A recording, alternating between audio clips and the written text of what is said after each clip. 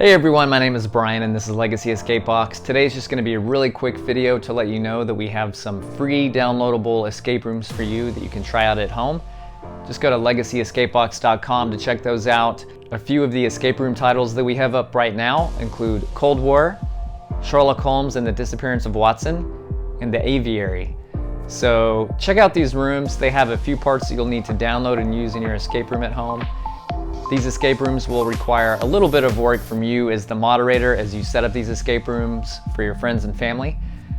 In Cold War, it's you against the Russians, and you represent a group of American spies that are going to break into a Russian safe house.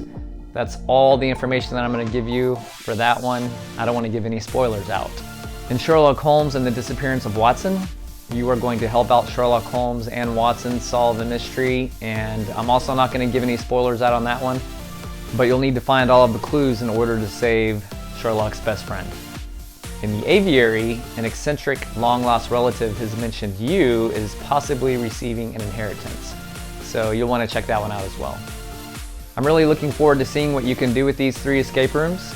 You'll be able to build these escape rooms and then reset them.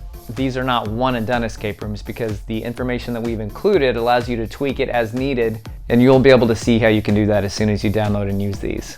Let me know what you think about these escape rooms in the comments below. You can always contact us. Check us out at legacyescapebox.com for more information. I'm looking forward to seeing what you'll do with these custom escape rooms at home.